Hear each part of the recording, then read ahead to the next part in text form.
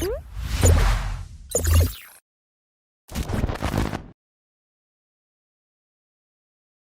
everyone, I am Chavi, your podcaster of the day, and I welcome you again to our tech podcast series. And today, now, like when it comes to our podcast, we have so many people, you already know, right? Now, this time we have a very special guest who is into the healthcare industry. Now, you might be thinking, who is he? So, let me tell you that today we have Deepak Sharma with us, who is the co founder and CEO at MedLern.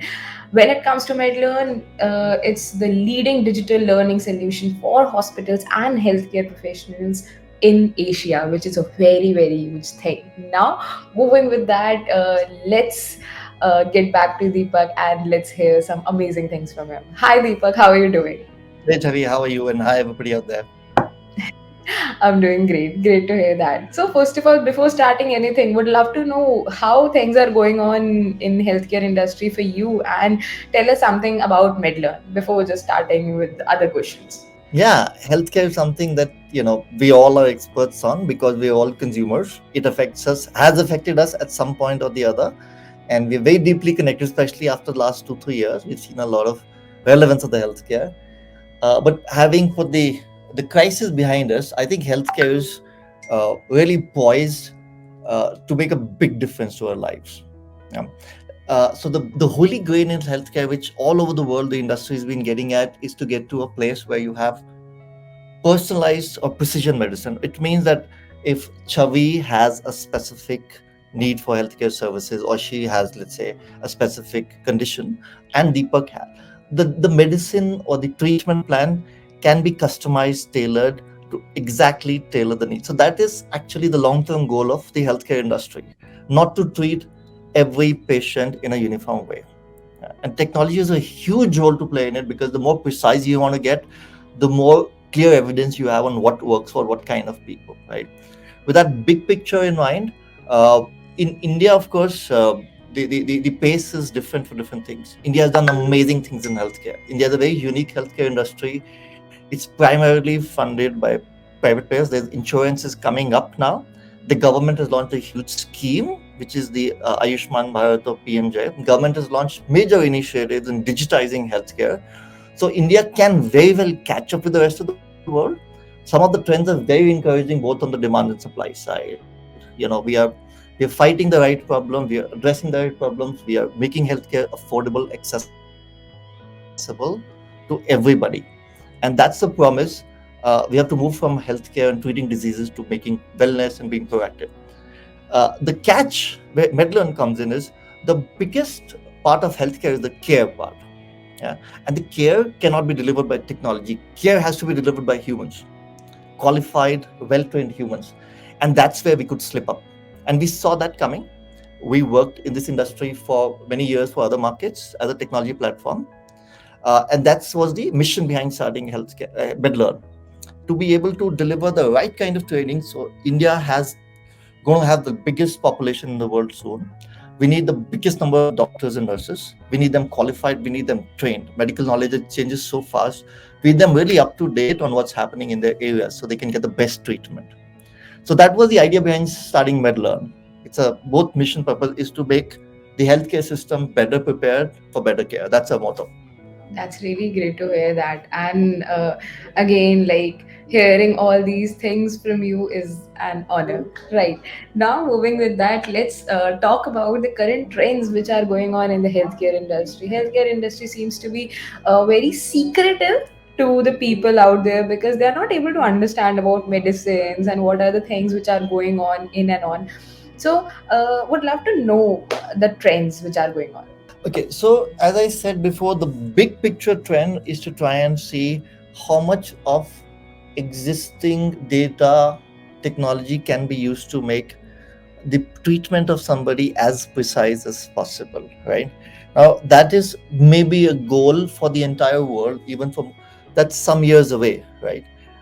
But what we've seen in India, if I get specific things, is that uh, technology is already having an impact. You see the entire care chain. Typically you have an OPD, you get the procedure done, you get admitted, you have post care. Now that breaking up of that value chain, right? You have seen models coming on where somebody is, just doing the post-operative healthcare at home. Somebody is just doing, the consultation, the procedures. There's even companies which are trying to create remote solutions for, diagnosing ECG. Somebody's having a heart attack, as opposed to somebody having to go to an hospital and taking days. There is one very innovative company which is uh, doing remote ICUs. Think of it as a, you know uh, like a NASA space center, where it is sitting in one place and they can monitor the ICU conditions of critical patients across the country, and they can give instructions to people on the ground on what to do. So the fact that technology has made a lot of these decoupling of the value chain possible. At the same time, some of the trends, these are early trends, right? Some of the other trends which are more to do with, say, what took off in the pandemic, the telemedicine, remote medicine. I think they are kind of stabilizing, because once things are back to normal, right, people would rather consult in person. There'll be some of us who have got used to, consultation, but it's a lot more assuring to have the human touch, and so I'm rather wait and see a doctor rather than. But the other things that have happened is that the care perspective has taken a lot of forefront in terms of making sure that the uh, people in a healthcare industry who are not just qualified and skilled in what they do, but also very good at managing the empathy and the care part of it. I think that's a positive sign that the healthcare industry is maturing. So this is the high end. When you At the bottom end is again another fantastic thing that's happened, with the government making healthcare available to the bottom 50% of the population. The Ayushman Bharat scheme. Every family, whether it's a rickshaw puller, whether it's a street vendor or not even employed, has a 5 lakh cover. And for this, the government is saying, I will not set up hospitals, but I will let you get treated at private hospitals. But the private hospitals have to manage this very economically, right? So they can't really charge exorbitant rates, only what's covered by the government. So what that is doing is also driving a lot of efficiency. If you want to treat this 50 crore people and be able to get your reimbursement from the government, what you have to do is run your operations very, very skillfully, carefully, with high quality. So I think all of these are positive trends. uh, there are no dark secrets per se, but I think one of the things that's kind of hyped up, as I said, one of this is telemedicine. I think it's going to not, people have a choice. They will rather meet the doctors in person. The second thing is, I think we need to be realistic. Um, in terms of data digitization, we're going to be behind. We were not equipped to capture a lot of data. A lot of our healthcare staff is too busy and overworked with just managing what they do and managing crisis. It's become worse. So the things that have happened is that while the infrastructure for data capture, whether it's image data, genomics data, lab data, is there, but the healthcare workforce is not that tech friendly. I think that upgrade needs to happen. Otherwise, this will remain a bit of a dream. So that's where I think some of the gaps are. But I think nothing that cannot be addressed. But clearly, there's a huge potential, because we're coming in late, as happened with the mobile phones. Uh, the second mover has an advantage. You can see the mistakes other countries have made, and you can leapfrog, right? Like mobile phones, we went directly to GSMA, right? So I think in that sense, we will have some advantages: adoption of cloud technologies, adoption of AI, adoption of other things. So those are the big picture trends, and to watch out for what the pitfalls could be in terms of the big trends. Now, I wanted to talk a bit about you. Now, Sure. as we talked about healthcare industry, when I was just trying to understand about you, I was quite shocked by seeing that you used to be a global lead at one MNC. Then you just shifted your domain. So, what was like? I wanted to understand about the transformation from being a global lead to a CEO of a healthcare industry. Why it happened, and what was the whole like idea behind it? Because changing an industry is a very huge thing in the present time, when people know that like there's a very tough time for all the people out there. So what was the main ideology that you have? Okay, so you have to go back really far back when Deepak was in school, right? So I have both my sisters, they're older to me, and they both chose to be doctors. And that time something in me rebelled. I don't want to follow the line. I will go for engineering. There was no particular reason. I said I will never do medicine. Right? It was like a 17-year-old or 16-year-old's decision, and I chose to go to IIT instead. And then it might, you follow the path. You do an IM, oh, financial services great, technology great, all the nice things.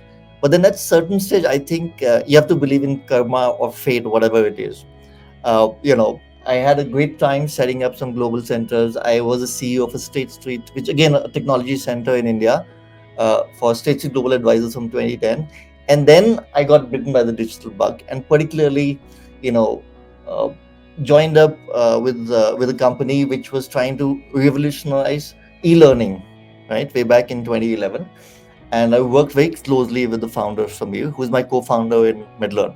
And Samir also has the same thing. His parents doctors, his sisters are doctors, and we both never went into medicine ourselves. But as luck would have it, we created a learning platform for a lot of medical publishers. We built great relationships, and we got interested. We thought this would be the noblest of things: healthcare and education, right? So those are the two things that can make a big difference to anybody's lives. If your healthcare improves and you get training, and of course, I think it makes a big difference to the sector, and to a lot of people to be able to find good, skilled jobs in this sector. There are lots of people who are compassionate. Their ability to take care of people who are not well helps them find this fulfillment. We need to find the gap and fill the gap between the quality of skills and training available with the current infrastructure and what is really needed for tomorrow. So I think, as I said, the wheel came back, and we ended up so close to healthcare. And funny thing is, I speak to my sisters; they also have a laugh about it. But then I also get a very good advice about them because they know this field inside out.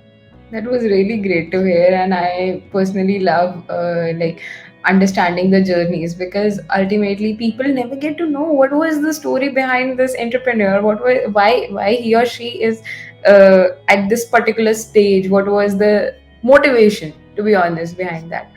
Now, moving with that, as everything has changed, transformed, what are your roles and responsibilities now? We know that how fintech companies work, normal tech companies work, but how healthcare, how it is to be a CEO of a healthcare in of a particular startup which is into healthcare industry? What are your roles and responsibility, how it looks like actually? As you probably have heard from other CEOs, and particularly people who are working directly with me, really do have very loosely defined roles. We have to do everything. It's not just me or my co-founder.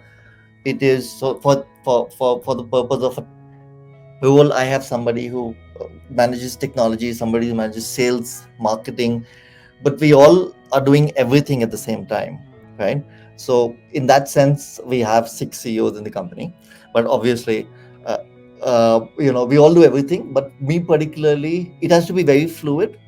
uh, I have to, if and I love doing this, go and speak to customers, and healthcare from the outside it seems like, wow, it's hospitals. But then you go inside saying, the nursing leaders have their own specific needs for training, the HR people have their own pain points, the quality folks have. So you have to find out. Even while building the product, we spoke to hundreds of doctors and nurses and healthcare professionals saying what would work for them. I think in a way, right from developing the product to selling to pricing to marketing, and then also building the technology which delivers it, and doing it efficiently. uh, you literally have the only thing which I really don't do is actual coding, because I think I lost my touch after I passed out from IIT. But I kind of listen in and try and make sense of it. But there's a whole lot of, I mean, I'm just joking, but there's a whole lot of, because it's a health tech and edutech combination, there's a whole lot of new technologies we need to come up with. We need to adapt AI, simulation, Internet of Things, all of that to build a product so that the product's efficient. So, and all these days, everything's on the cloud, right? These are cloud-based platforms. Many hospitals have been slow to adopt this, but I think the momentum's going. But to be able to talk to everybody, from a doctor to a CIO to a nursing leader to a quality person to actually people who are driving ambulances to understand what the needs are, and then develop content, marketing, sales, give guidance to the technology team, look at the technology trends in the healthcare industry, and basically take some decisions and see mm, what works. We don't succeed every time. We've had mistakes, but that's part of learning. And the idea being a CEO is to keep everybody going and motivated more than all, so you can be the chief people officer also. But we are at a stage where really taking a lot of learning a lot, being just cross functional and not worrying too much about job titles and roles and Mhm. responsibilities. True that. And now, let's keep our this roller coaster conversation towards the technology. As you mentioned that you mm, have just stopped doing the coding part. That's fine. But would love to know how technology is doing some great work in healthcare industry, or we can be specific about MedLern as well. Like how is it Yeah, happening? Because Deepak, we also know that like in healthcare industry tech is important, but at the same time tech can be an issue for healthcare because it's a very critical, and it's a very complicated industry. So do put some insights on that. sure. So again, one, there's always the big picture saying there's a holy grail. When can I have enough data and information to try and customize treatment specific to people, right? That means at a big picture level, if you see in healthcare there, you probably and AI and all feed on data, right?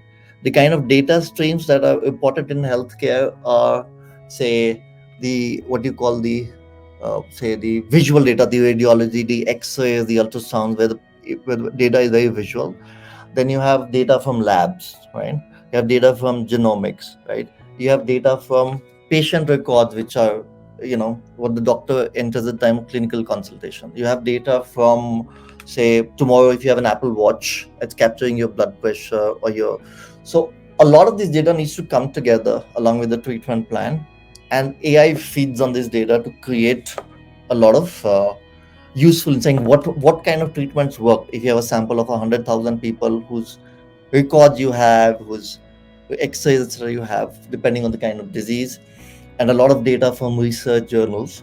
So right now the big push in most of the healthcare parts is to capture the data a bit earlier, because as long as it's on paper it cannot be analyzed or used by machines, right?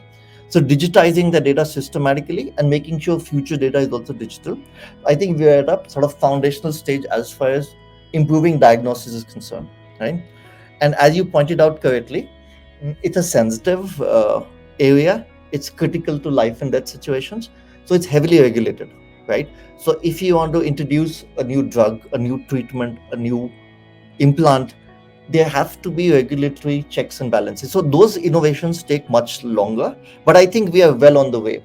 But there are other areas where innovation can happen much faster. Yeah. So because even if you devise, we were lucky during the pandemic that the vaccine was devised fast. They found something, it was beyond everybody's expectations, right? That we would have this vaccine out, and we got regulatory approval. But even then you realize regulators will always play safe. These are provisional approvals. None of these vaccines actually officially fully approved, right? But they're good because the innovation cycle is very fast. On the other hand, there are areas which are less regulated. Let's say what we do ourselves in terms of skilling healthcare workers. I'll give you one example. Now, there are hundreds and thousands of people who have heart attacks, or these situations can be in workplace, can be accident, can be in a hospital ICU, can be a school office. Now, all over the developed world, uh, the training on resuscitating somebody who's having a heart attack, it's called CPR, cardiopulmonary resuscitation, that takes precedence, right? And we have people who are required to be trained in school.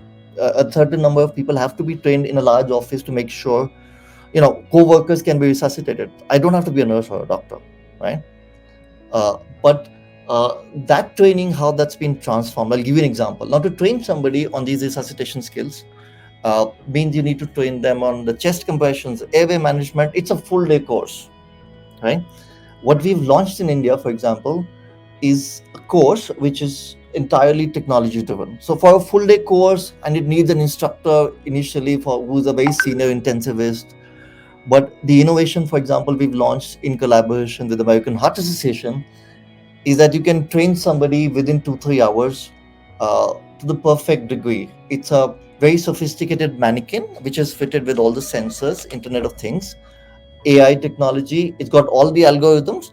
And as you practice, the mannequin automatically immediately gives you feedback if your resuscitation compressions are right, if your hand placement is right. And in the next hour or so, you can automatically get enough feedback which is much better than any human instructor, because real time it's telling you what to do better. That was really very insightful and a very deep conversation that we just had. Now, I wanted to conclude this podcast with the best question that I have for this is, let's compare our healthcare industry when it comes to India versus foreign. So this was a very concluding question that I have. I think that's a very good question, because India's strength has been, being able to play catch up, as I said, in many technology industries, to learn, be the second mover advantage, as you say, not necessarily first mover, to learn. And now, again, and again, India needs remains a more dynamic market, because people are, in the past, used the government has not been such a big provider of either healthcare services or healthcare payments. Now that's changing a little bit. So I think if you compare it with the more developed countries, India has its own unique things, because we pay for our own healthcare. We are more value conscious. We look at outcomes. In places where the government finances or the insurers finance, there tends to be a little bit of a laxity, or sometimes the other side. So in that sense, the accessibility and affordability for a large segment is improving, right? Uh, and we have been able to cross some of those barriers early, right? Adoption of technology, because if you started 20 years back, like the US spent hundreds of billions of dollars in building technology infrastructure for hospitals. They had to push the hospitals, they had to give them incentives, they had to give them punishments, saying you will not get better insurance rates until you put this in place, unless you measure the outcome, what is called Obamacare, saying payment will be based on the outcome, not on just the fact you've done an operation. Did the patient survive and have a good life after that, right? So India that way has started early, trying to be more value conscious and outcome cautious. And also, when the US was spending hundreds of billions of dollars of technology, it was old, it was very expensive. But now that we are coming of age in the age of cloud, I think the solution and technology that we're doing is going to be much less expensive, faster to adopt, and we can learn from the mistakes of others. So, in that sense, I think the economics is right for India, both from a demand and supply. I think the government policies are also in place, both from Ayushman Bharat to the digital mission. And I think also the initiatives that the private sector is taking to catch up are in the right place. I'm optimistic that, again, if we do a few right things, especially about managing the talent need and skilling them quickly, we will be ahead, and we will be able to provide a much better quality of care for much less expense in India. I think we'll have the unique advantage. That was very amazing and good to hear that. And with that note, I want to say thanks a lot, Deepak, for coming today, because it is a very like huge industry and a very sensitive industry at the same time. So we need to know what's actually happening in this industry. So thanks a lot for sharing such great insights in about this. And I'm pretty much sure this podcast is going to help a lot of people for understanding this amazing industry. So, I thank you hope so so. much. Thank you for having me, Chavi. Great speaking to you.